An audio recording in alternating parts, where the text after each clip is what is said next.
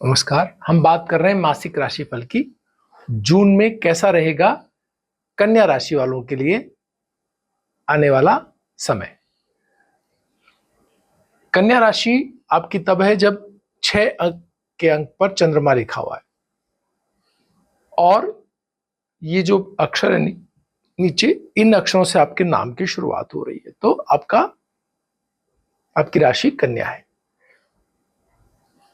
कन्या राशि वालों के लिए हम देखते हैं तो क्या परिवर्तन इस माह रहने वाले हैं।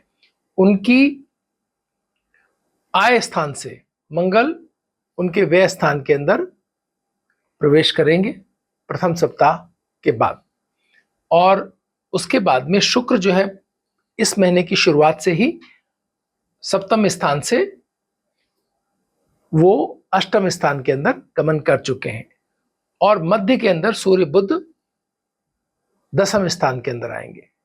तो कैसा रहेगा इन सब का प्रभाव, इस पर चर्चा करते हैं। सबसे पहले बात करते हैं हेल्थ के पॉइंट ऑफ व्यू से। हेल्थ के पॉइंट ऑफ व्यू से शुक्र की उपस्थिति अष्टम स्थान के अंदर कन्या राशि वालों के लिए बहुत ही संभल करके अपने खान पान पर उन्हें बहुत नियमित और बहुत ही संयमित अपना खान पान रखना पड़ेगा, अन्यथा स्किन डिजीजेज, आंखों के अंदर कुछ समस्याएं और आंखों के अंदर लाई जिसे कहते हैं इन्फेक्शन वगैरह के डर रहने की संभावना है। यात्रा के अंदर आनंद तो है लेकिन कुछ रिस्क भी रह सकता है, तो वो भी हम उनको कन्या राशि वालों को देखना होगा कि किस तरह से अपने स्वास्थ्य को वो बहुत ही समझदारी से डील करने की आवश्यकता रहेगी। और बात करते हैं अगर लव एंड रिलेशनशिप की, तो यहाँ 10वीं राशि है पंचम स्थान के अंदर और चौथे स्थान के अंदर बृहस्पति की राशि अपने ही घर को देख रही है। इसका मतलब आपके रिलेशनशिप में आपके मित्रों के, आपके आसपास के रिश्ते, परिवार, ये सब बेहतर स्थिति के अंदर दिखाई दे रहे हैं। इनमें बहुत पर्याप्त ऊर्जा और एक सात्विकता बनी रहेगी। रिश्ते बहुत ठीक ढंग से पिछले दिनों जो तनाव या समस्याएं रही वो दूर होती हुई दिखाई दे रही है। शिक्षा के क्षेत्र में मंगल की जो लगातार उपस्थिति कन्या राशि वालों को कई प्रकार से परेशान कर रही थी, उसका भी समाधान मिलेगा। और अभी जो शनि का परिवर्तन हुआ है वो भी आपके शिक्षा के क्षेत्र में नए अनुसंधान, नए जगहों पर आपके स्थान परिवर्तन और उसके साथ ही तकनीकी के क्षेत्र में और जो है इकोनॉमी की पढ़ाई अगर आप कर रहे हैं तो एक बेहतर स्थिति आपको यहाँ प्राप्त हो रही है।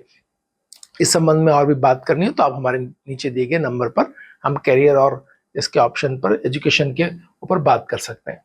और अगर हम बात कर रहे हैं कि अस्थिरता, जो जॉब परिवर्तन या इस तरह की स्थितियों को जो आने वाले दिनों के अंदर दिखाई दे रही थी, वो उसमें तनाव कम होने की स्थिति रहेगी आपकी।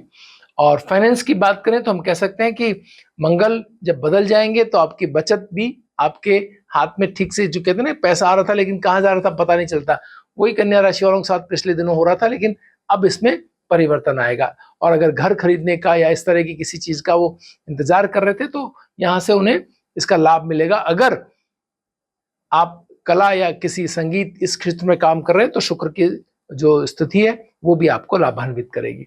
इसके बाद बात कर रहे हैं हम स्टडीज की। यस, जो शिक्षा के क्षेत्र के अंदर शनि जो है वो सप्तम स्थान के अंदर बैठे हुए हैं, अब बृहस्पति की राशि में, और बृहस्पति केंद्र के अंदर है। दोनों के केंद्र में होने के कारण उन्हें बहुत बेहतर, जो वो सोच नहीं रहे थे उससे बेहतर मिलता हुआ दिखाई दे रहा है, लेकिन प्रयत्नशील रहना होगा।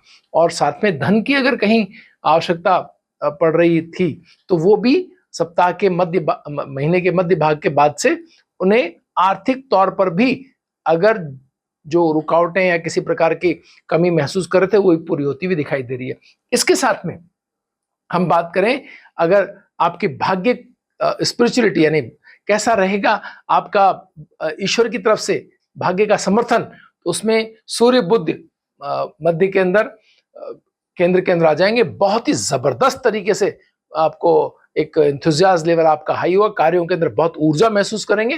कन्या राशि वालों के लिए सूर्य का दसम स्थान में आना महीने के मध्य में एक चमत्कारिक परिवर्तन की स्थिति दिखाएगा। उन्हें जो विभिन्न प्रकार के सीखने और ज्ञान के क्षेत्र में उनको कुछ ऊंचाइयां मिलती हुई दिखाई दे रही हैं। भाग्य उनका, क्योंकि शुक्र भाग का स्वामी होकर के और अष्टम स्थान में, लेकिन अपने घर को भी देख रहा है। तो ये मिली जुली एक स्थिति आपको मिल सकती है कि जहां कुछ समय आपको भाग्य का समर्थन मिले और कुछ समय आप थोड़ा आपने कोई अपेक्षाएं किसी दूसरों से रख ली हैं तो उसमें थोड़ी दिक्कत आपको मिल सकती है। अगर पूरे महीने की बात करें इसमें बदलती हुई स्थितियों के अंदर आपकी आप क्या करें जिससे और बेहतर आपका भाग्य हो जाए, तो हम कह सकते हैं कि आपको जो है चावल का दान आपको करना चाहिए। सूखे चावल अगर आप दान देते हैं तो ये एक बेहतर स्थिति हो सकती है।